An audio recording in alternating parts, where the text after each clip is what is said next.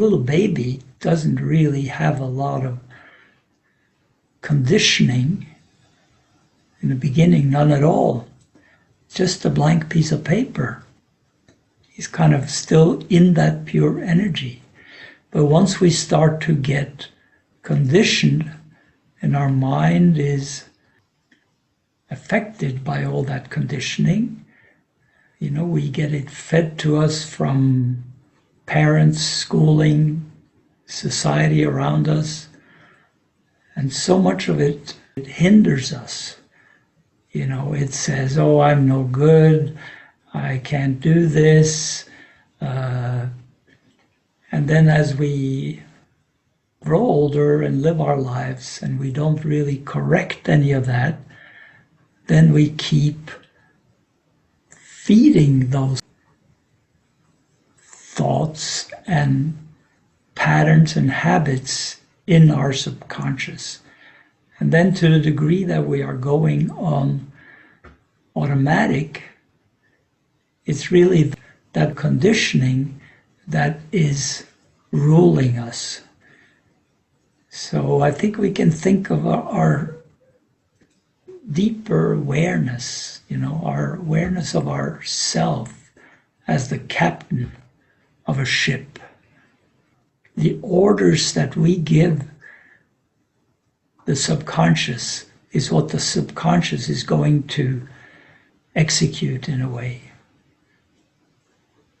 If we say every time we have a certain situation and conditioning tells us, well, I can't do this, well, then we are reinforcing that, and it gets more and more stronger and stronger as a pattern. So, what we are doing with the practice is, first of all, deprogramming ourselves, our subconscious. We are trying to clean up this thing in us that steers the ship without our conscious direction. So there's nothing wrong with, of course, as we practice, we want to go into an open state. We want to open our heart. We can use the mantra, I wish to grow, all of that, and gradually focusing on the breathing and so on, brings to our awareness certain things in us that are out of balance. Maybe we sometimes have some experience and we suddenly start to feel some pain here or there or whatever. Then we really should allow that pain or that imbalance to direct us to reflect, what is that? Where does that come from? And see if we can find some things in our own conditioning that we can consciously clean up. I can only talk from my own experience with this. I've had a couple of situations where I've been feeling a lot of pain.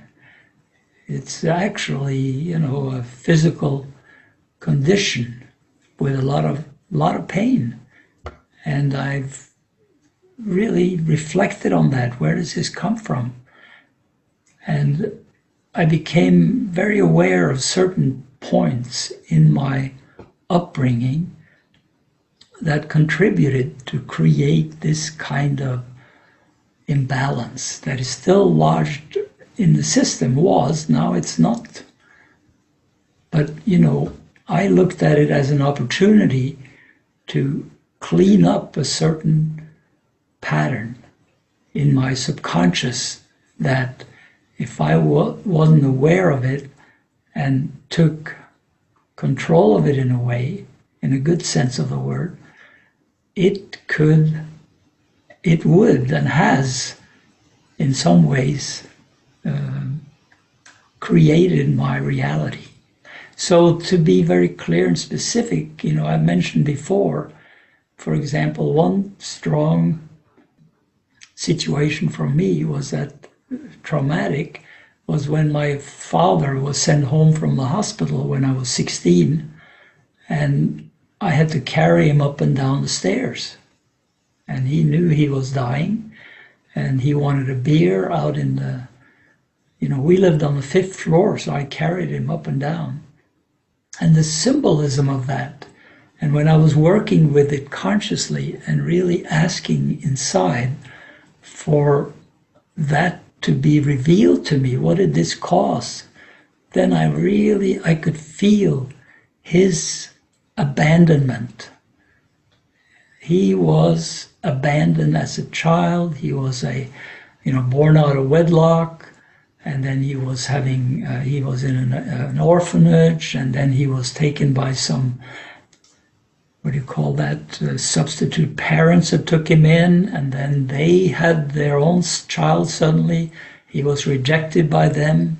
So the abandonment feeling in him was so heavy. I mean, this was what I inherited from him more than anything else. I mean, I also inherited kindness and love and all that. He has many good qualities, but this unresolved abandonment and this tremendous pain and fear that he felt as he was dying, that was his inheritance for me. And when I reflect back on my life, so many ways and so many times, I have been subconsciously guided by that abandonment. And I have felt it very strongly myself. And the pain of it.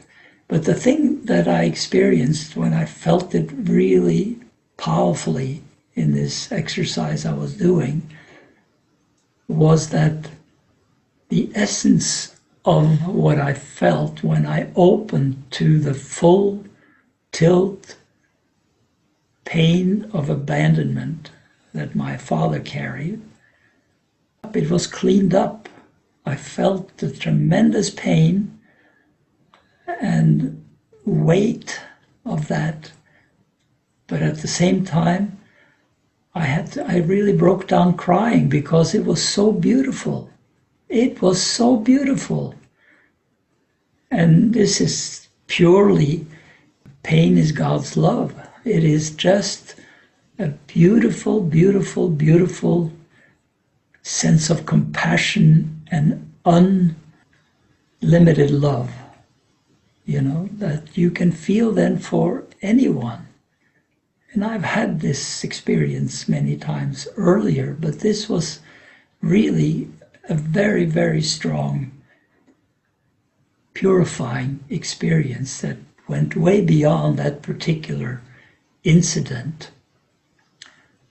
So, I mean, I really would encourage us all to relate consciously to our subconscious, to the patterns that are there, to listen for those patterns and to be open to them as a means of transcending them, as a means of resolving them once and for all, so that we can be purified.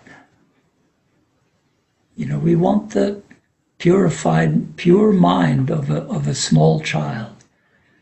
And on top of that, we want the mature compassion of a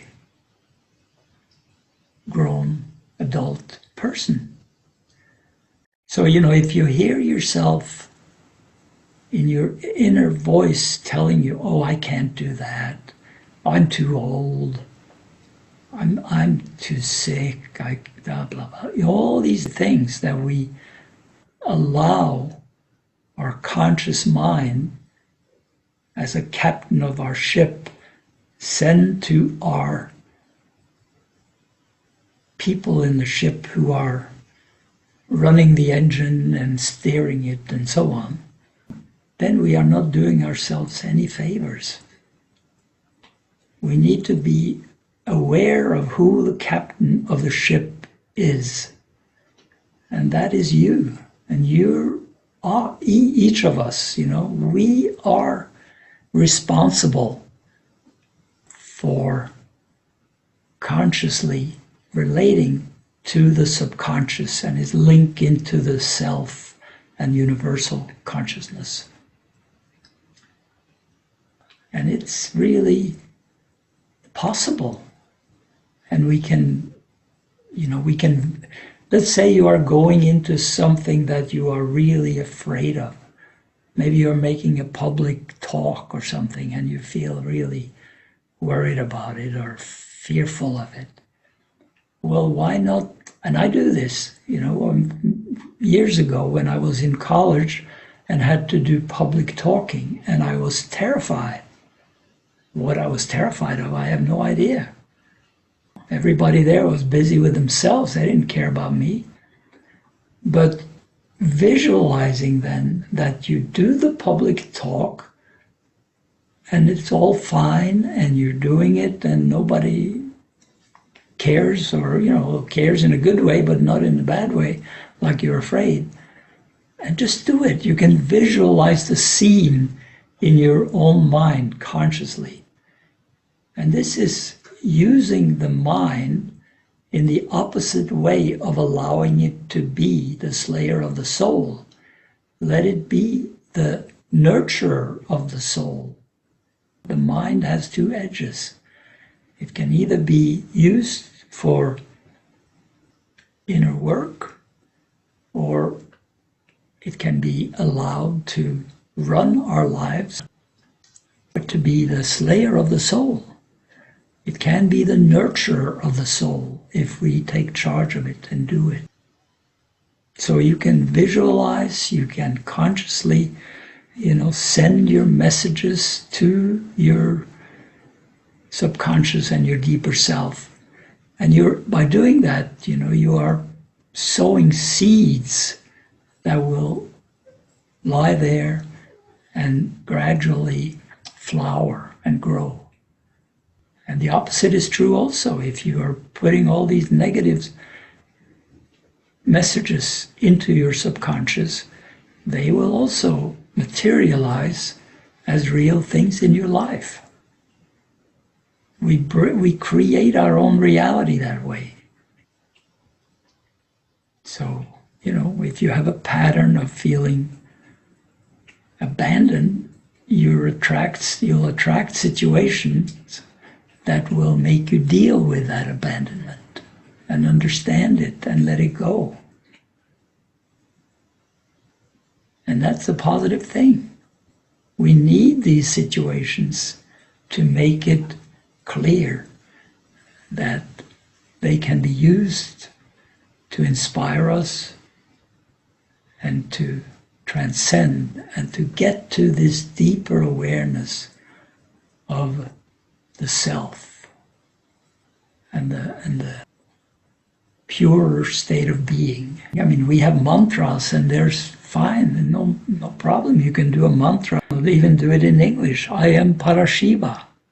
I'm Parashiva. I'm Parashiva. Okay, you are the absolute. You are identifying with that by repeating it. You're sending the message to your subconscious that that's who you are. You are not this person who always thinks you can't do this or don't do this or hate this or whatever. You are that deeper state, or Aham Brahmasmi, I am Brahma. Whatever works for you. Or you can make up something of your own, which is a way for you to repeat very simply. If you have let's say you've done a lot of drugs, or you've been an alcoholic, or you've been totally angry and out of your mind, tell your subconscious again and again and again, every day, but to say, I am a loving, calm, balanced, happy person. Find your own words, but reinforce it in your subconscious. Because you're the captain.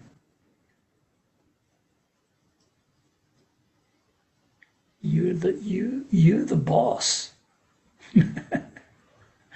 You're not really the boss, but you have to act like it, at least in that way. And then, you will discover who really is the boss.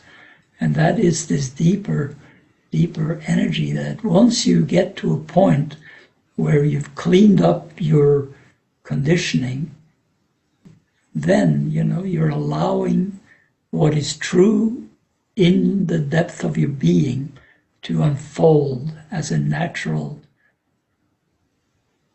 process, which is in tune with whatever you want to call it, Parashiva, deeper awareness, God. And gratitude, of course, is a very important aspect of this. If you're visualizing something that you would like to nurture in yourself, feel then and there that it's already real. This is a prayer that you've, already feel is accomplished, and you're grateful for it. And then you go into your day with that gratitude. Yeah, I am not this angry creature anymore. I mean, of course, this takes time for this to get really lodged in you, but the more you can be grateful for it and recognizing that it is already real, you're making it real by consciously relating to it.